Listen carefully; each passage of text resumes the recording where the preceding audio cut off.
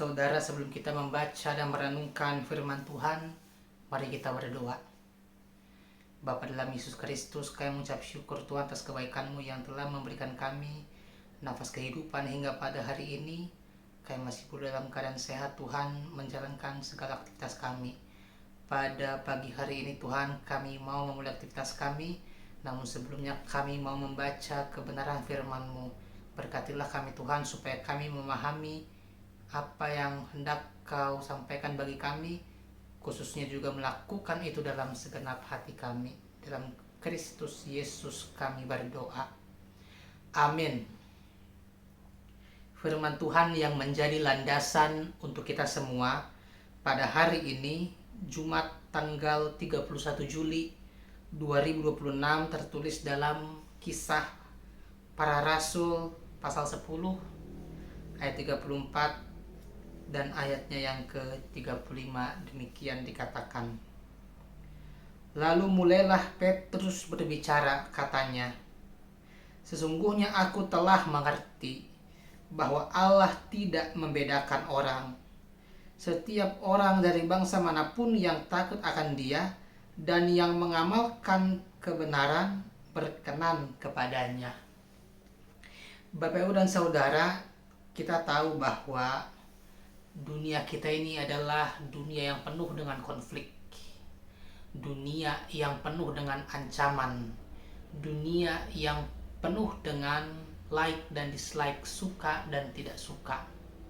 Dan yang tidak bisa kita sangkal adalah bahwa dalam hidup ini ada yang namanya pengelompokan berdasarkan agama, pengelompokan berdasarkan minat, pengelompokan berdasarkan politik, pengelompokan berdasarkan ideologi, dan lain sebagainya. Nah, sebetulnya tidak ada yang salah dengan perbedaan. Ini adalah sebuah keniscayaan dan memang Tuhan menghendaki keberagaman.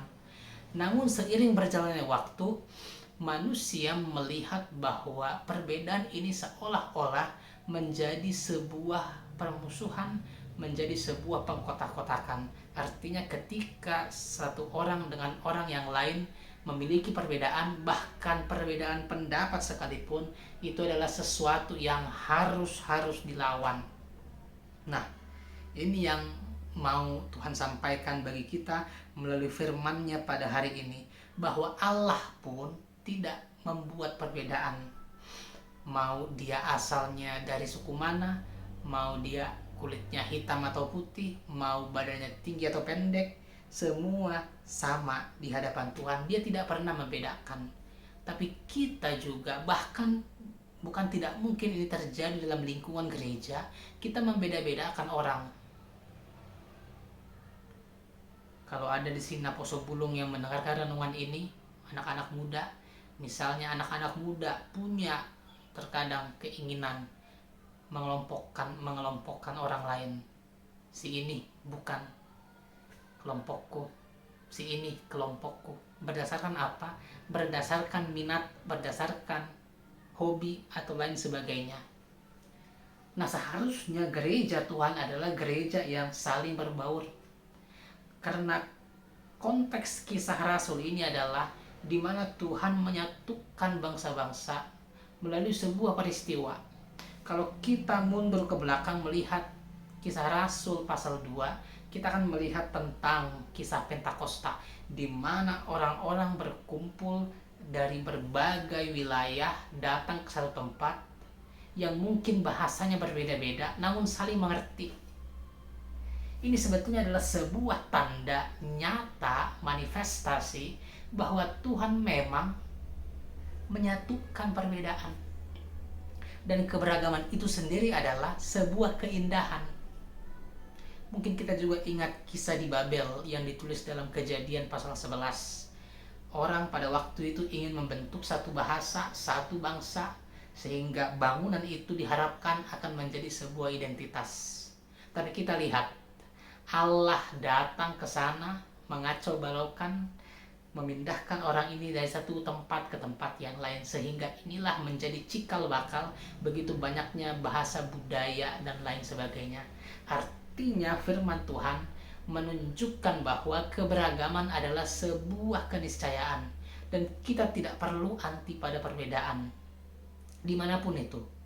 Kita ambil dalam contoh paling kecil, perbedaan pemikiran, perbedaan pendapat tengah-tengah keluarga.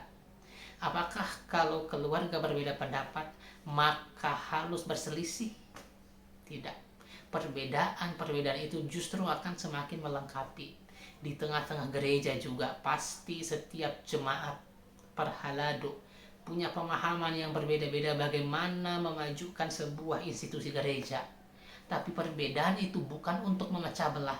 Justru perbedaan itu akan menjadi pelengkap bagi kita untuk apa? Semakin menata gereja kita menjadi lebih baik. Oleh karena itu, firman ini mau memberangkatkan kita semua supaya kita tidak anti alergi pada perbedaan, melainkan kita mau merangkulnya itu. Karena yang penting di hadapan Tuhan, firman ini mengatakan,